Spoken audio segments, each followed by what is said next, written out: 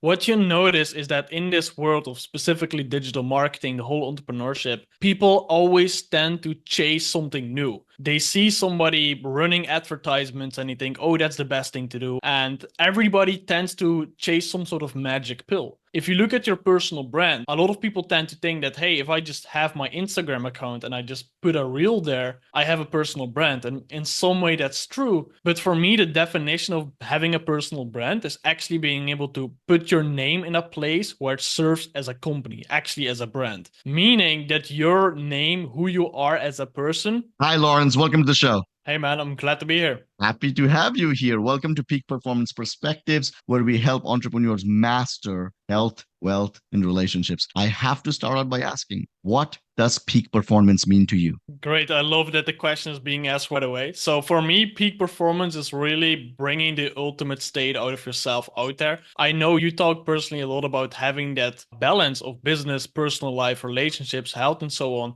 I think that's very true, but my definition is really focused on actually getting it measured. I think it's very important to have some key metrics in mind because nobody is that perfect and everybody wants to have some sort of ultimate routine, and people think about this ideologically almost of having the perfect scripted life. Now, I tend to be pretty methodical myself, but there's a lot of days where I don't do all of the things I wish I want to do. So for me, that peak performance is really being able to identify my high leverage activities in each of the field, whether that's directly my business, my gym life, things like that. Peak performance for me is making sure that I have a clear list of to-dos, of KPIs that I want to accomplish for myself, whether that's weekly or daily, and just finalize that and not fight the imperfection. So that's how I state the peak performance. What happens when you have decided certain things that you want to do on a specific day or a week? Something comes up and you are not able to finish it. How do you take it from there? Yeah, I actually live a pretty calendar-based life business-wise. I'm very active in scheduling everything I do for myself. I find it super productive. Now, it's normal that things run out or certain events happen or meetings run out or whatever that might be, right? So I want to embrace that flexibility. And the reason I say want is because I try to stay as disciplined as possible with every appointment I have. And that also means managing very good expectations for myself and people I interact with. I have very clear blocked out times for everything I do. And if things don't go as planned, sometimes I might just drop it. Sometimes I put in my calendar, hey, I need to think about this or I need to read about this, and then I don't do it. Now, that doesn't mean I punish myself in a hard way or something, but mentally I always confront myself with it. So even if I don't actually do something which I should do, I'm always in the state of, okay, I didn't do this, I need to get better on this. For me, it's not about being too perfect, but about being very sure about what has to be done in order to get to the next step where I want to go. In today's world where there's so much competition in the business world and so many people are offering the same product and the same service, personal branding has never been more important. As someone who helps entrepreneurs brand correctly for increased visibility and increased businesses, two of your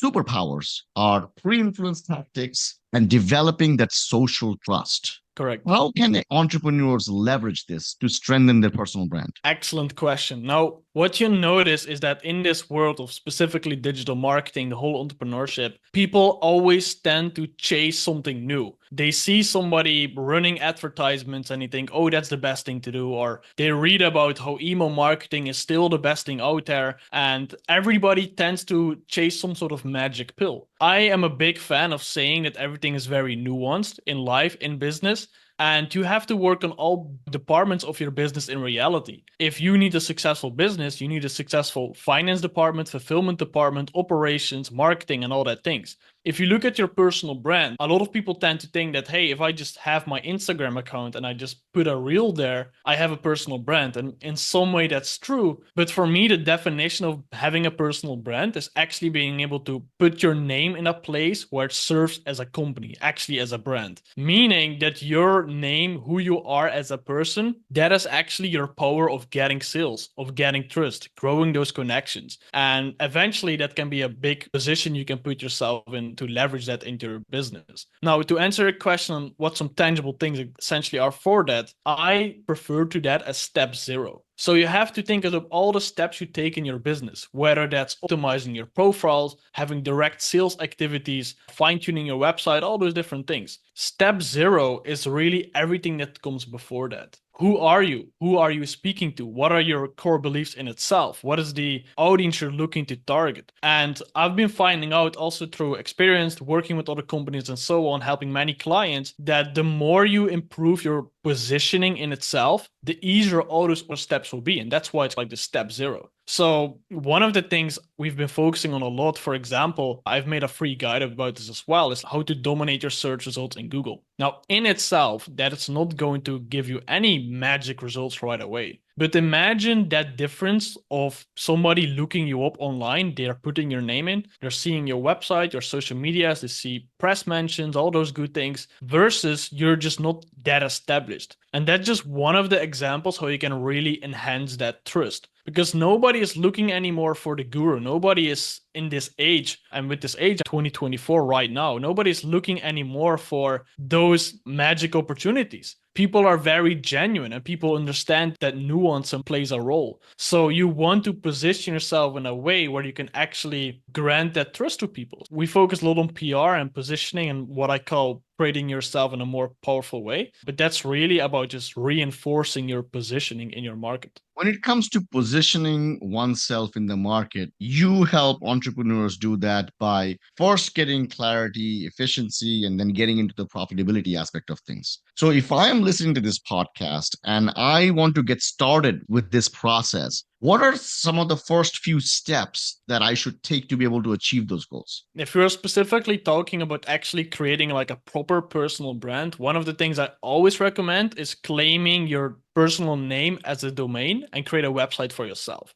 I have my own website agency since I studied in college and after dropped out. That's always been my thing. I'm still doing that as well. So I'm a big fan of talking about websites in itself, but it's extremely powerful if you're looking to do that personal brand approach. Now, you want to mainly focus on some of the things that are actually tangible. What will you actually be doing that allows you to use your personal brand, to use yourself as a brand? So that could mean optimizing your social page, creating content like those more simplistic steps. But if you look a few steps ahead, you just want to optimize that in a way where you do have your own website. You do have that consistency, which is that branding you create, for example, by using the same name on all your social media platforms. So there's many, let's say, tricks that you can implement, but ultimately you just want to go for that position where your name actually serves as a brand. One of the things you can, for example, do as well to optimize your presence, let's say, is just investing in high quality pictures. If you use photography services, use those pictures for your website, for your social media,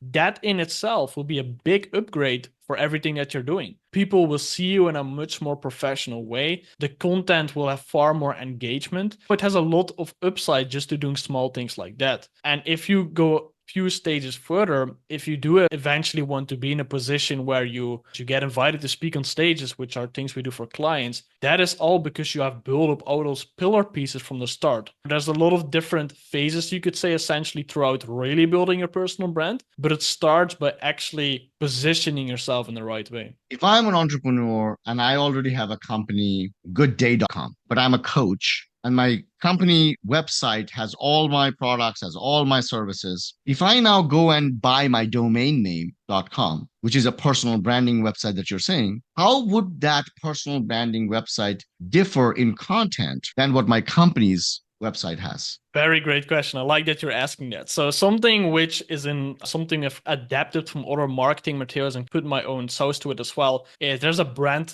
triangle. So for example, what that means, there's three different pillars in the branding aspect. You have your company branding, your personal branding, and your product branding. Those are essentially the three things you have in place. And in reality, you're always working on all three. You're always working on your company and you're always working on your personal brand, whether or not you're doing that super purposefully. And you're always working on some sort of product, which should also be a service.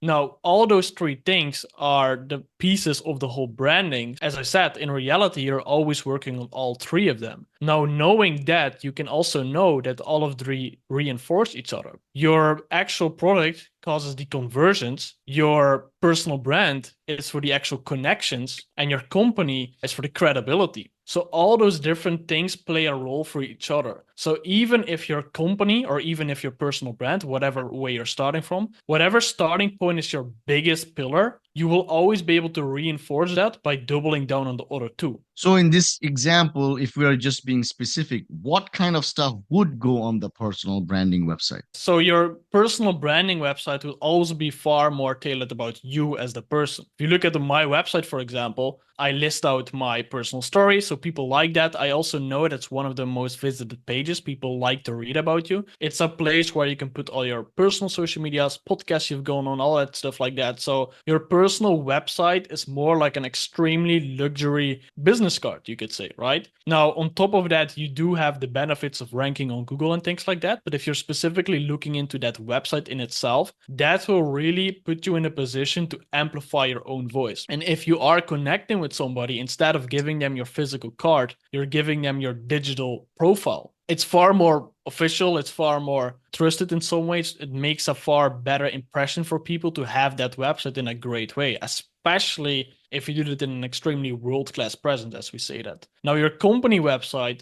or your company presence will always be far less personalized. It's far more natural that your company website displays more about the actual service, about the actual product, which will be what will be really good is, for example, having very dedicated case studies. People like to look for that. There's always nuances and differences into that, but that's why it's so important if you work on all of that, that it always reinforces each other. We are in an age where technology, progress, advancement, AI is ruling the world. But then there are also businesses who don't focus on their websites. There are small businesses that don't even have websites. When it comes to personal branding, how has it evolved with the digital age? And why is it important for entrepreneurs to focus on that in the first place? Yeah, it's a good question. I think if you look at the history, essentially, websites started out as information pages. That's the direction to go for. And then it really transitioned into being that marketing tool, you could say. Now, you could say you could almost not survive by being online, right? If you look at a restaurant or more physical stores, there's hundreds, thousands, millions of businesses that actually are directly counting on their organic search result from Google. If I look up for a restaurant, if I don't have my Google Maps or not my Instagram, I wouldn't find those places very quickly. Of course, I have the word of mouth, and that is super powerful, but that positioning element causes me to actually go to that restaurant or go to these places. And I think that works the same in a personal branding way as well. If you optimize your profile in itself, that really brings people more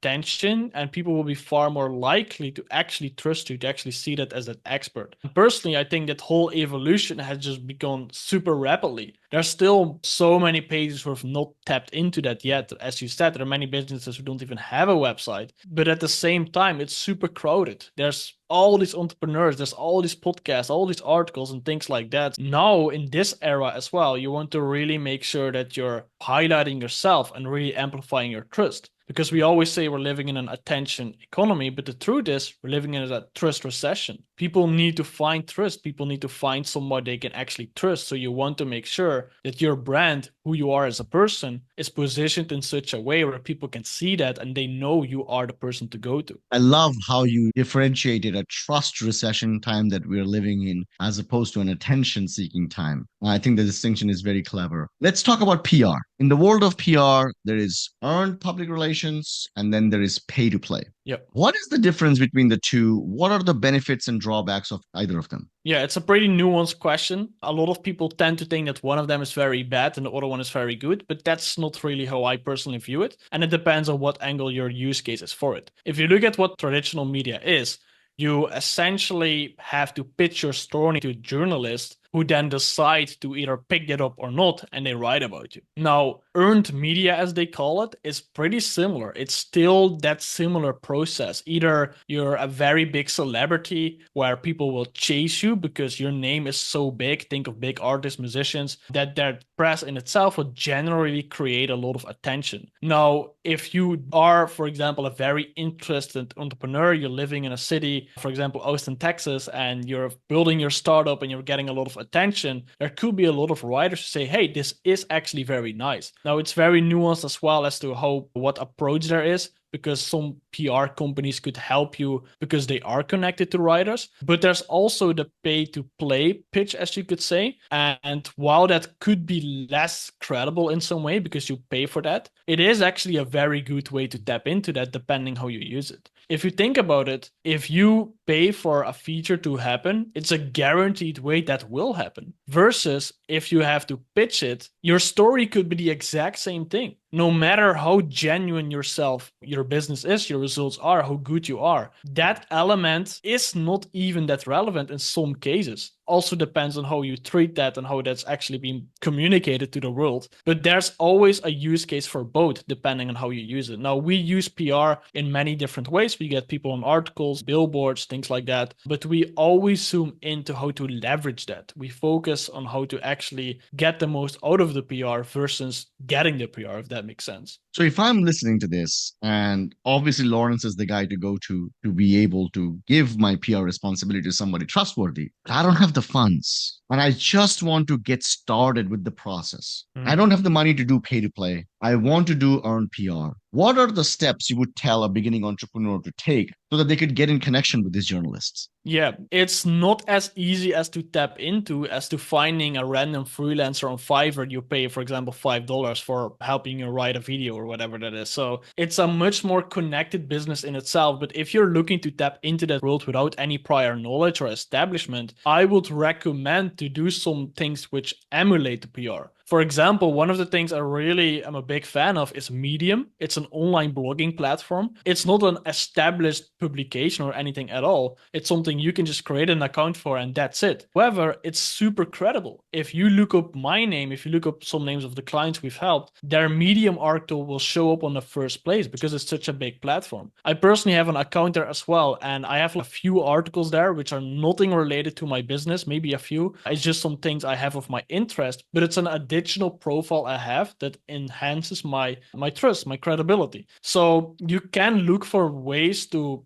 go towards those first steps of getting into the media and press without directly having the actual media, if that makes sense. So that is my approach, which I recommend to go for because it's far easier and genuine rather than trying to get in that stage without really being able to tap into it. You started with entrepreneurship at a very young age. What inspired you to begin your digital journey and how did it shape your entrepreneurial mindset? Yeah, I love to talk about that. For me, it all started out by knowing what I didn't want to do. I was going through high school, I was living in my environment, and everybody was the same. I've always seen the same people. And I remember that when I was going through high school, I had this mind frame that people put me in this position and they told me, hey, you're 15 years old now, you have 3 options, and this is what you can do for the rest of your life. And I can remember very good that at that point of my life, I had no clear direction of what I want to do or what is even possible. So the whole period of high school for me was pretty unclear. I just went through life, I just did my thing and that's it. But when I was to finalize high school, I began to get a real interest in entrepreneurship. A big thing for me was getting onto Twitter and online platforms. I've begun to connect with a lot of people. I started reading some books. I watched a lot of educational content on YouTube. And that all brought me to the point where I said, hey, I really need to do something. When I was finalizing high school, I knew for myself, okay, at some point, I need to start a business. I need to do something to create myself. And in that period, I was transitioning to go to college. I decided to go to computer science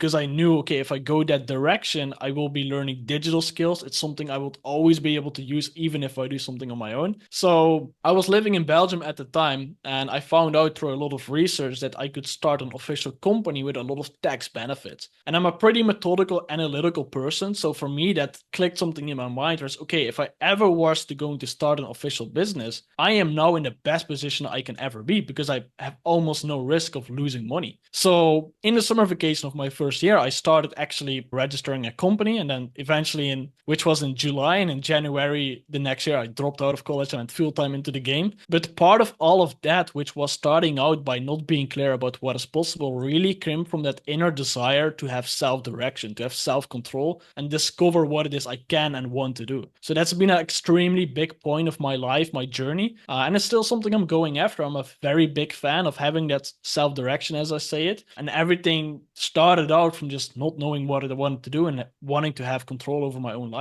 You received your first online payment in 2015. What Correct. was it like to get that first payment? What was that experience like, and how did that motivate you to continue? Yeah, I exactly remember how it was. So when I was younger, I think I started when I was like 13 years old. I made a lot of videos on YouTube. I had a bunch of different things, not important now. But eventually, through all those videos, I built up actually revenue from YouTube's ad program. And then there was this one day where I found out this setting on Google where I could see my AdSense account at the time. And I saw it, I was like $300 or something in that account. I was like, damn, I made money. And I was so excited about it. So I had to be able to get that paid out. So I had to fix that with my dad because I couldn't have a legal bank account and things like that. So he sorted it for me out. But I also remember that at that time, he couldn't really believe it. Like he didn't really understand what it was. So eventually that payment came through. And then I was 14 years old. So that was the first money I made online. I made about a solid $1,000 to $2,000 for the whole journey when I was like 13 to say, which is not a lot, but it was a great starting point. And I remember that I used that money to buy a gaming console, a PlayStation 4 at the time. With my own money, I was super proud of that. And actually, now that I reflect on that, was actually a starting point of my life where I begin to work for my own money. Because as pretty much as long as I can remember, I've always paid for my own clothes, always paid for my own expenses and all these things, at least from starting out from 15, 16. So that starting point was so critical. I even had a microphone bought for 100 euros not so long after that, a few years after that. And I had that microphone until last year. I almost had it a decade. The microphone in itself wasn't good at all. Like I really had to replace it. But just that feeling, that experience of when I bought that microphone, it was an important thing to me, how stupid it may sound. And it was so great. I even remember when I told my parents, like, oh, I really want to buy this because it was an investment for my YouTube journey. My parents were like, what are you going to do? It's such a waste of your money and all these things. And I felt so proud. Like I really could feel my growing my entrepreneurial journey. So some of the early things that happens, but I don't think I will ever be able to forget that. For so many of us who are entrepreneurs, getting that first payment is an experience you never forget, like the first girl you ever dated, right? You never forget the first girl you ever fall in love with, and you never forget the first payment you ever got. So, how did that journey over the years? Because you have done crypto, you have done so many other things. How did that lead to what you're doing now? Because a guy like yourself who's motivated and hardworking, you could do anything you want. Why PR? Yeah, I've actually almost accidentally rolled into this world, but it is a very natural step if I think about it. When I was in college, I started my own business and I've still been working that out. We're still working those things out. I'm still building off of the same company next to the PR. And that's for me like a dedication of not giving up on what I've built. I don't want to F that up, let's say. I want to make sure that I succeed with what I started. Now, rolling into PR was like a byproduct of just getting connected, meeting people, and eventually I had this opportunity to join the company Influencer Press, and that gave me this position where I'm at right now. All of that has just gone through my own journey because as soon as I dropped out of college, I started to work with a lot of different companies and entrepreneurs. I've contracted there while having my company, and that's how I worked in crypto, in SaaS. I worked with some real estate companies. So throughout the period of 2 to 3 years, I've been able to work in like 10 industries, like actively either helping them set up their full digitalized side of the business or working with people doing seven figures already in that industry. So I've been able to really tap into quite a lot of different industries, and that give me a lot of knowledge. And I haven't been able to get a specific expertise in whatever field it might be. I don't say I'm an expert in XYZ. However, I have a little bit of knowledge about all these different things. And collectively, that brings me where I'm at. Getting into the PR of that was a transition of understanding what the marketing for businesses looks like. And as soon as I discovered what exactly the company is doing, what I worked with, I was very surprised by how effective it is and how actually transformational these things are. So it's a very natural byproduct of just getting connected and continue keeping what I'm doing. So for now, it's more like an ultra addition to who I am for my personal brand. I can help people be more powerful online, whether that's their website or the PR, and it goes hand in hand with each other. How did you manage to collaborate with seven, eight-figure entrepreneurs and celebrities at such early stage in your career? Yeah, I actually have been able to get so much out of being proactive for looking for connections. One of the things I did in my early stage when I just dropped out of college, I was reacting to an Instagram story. I saw this guy from the Netherlands. I was filming him. I saw his YouTube videos many years ago, and he put up a story like, hey, we're looking for people to work with and things like that. And I remember this was in the middle of my exams while I was still actually in college. This was not before I dropped out. It was actually in the period where I wanted to drop out. So I saw this opportunity. I just created a video, introduced myself, sent it over. Then 2 weeks later, I decided, okay, I'm just going to drop out. And then 1 week after I dropped out, I got an email back that they wanted me to have in their team. So that's how I've got into one of the super big industries, already working with a major team with entrepreneurs who are super credible. That introduced me to a network, which landed to other opportunities in other industries. And then throughout of all that, I've been always very proactive with making connections. I'm a big fan of being genuine connections. I had a lot of interactions with a good connection of mine, who's my sales mentor starting out. He's from Austin, Texas too, Tarek Hassan. He's helped me a lot with that. And he always taught me how important it is to have that genuine relationship with businesses, especially with the B2B business relationships. And I'm still applying that in my journey wherever I go. I want to make sure that I always foster new connections, but do that in a genuine way. And then throughout the way, you just learn how to more effectively do that. How can I leverage getting bigger connections? And that's why even having press, having a website helps me in this case too. So it's all about being proactive. Like you have to actually be in that position where you want to connect to people and you give them value, right? In a world where everybody is trying to find every excuse possible to be able to justify why they can't take action, why they're not successful, how, if they had XYZ, ABC, they would be able to do the thing that they have been dreaming to do.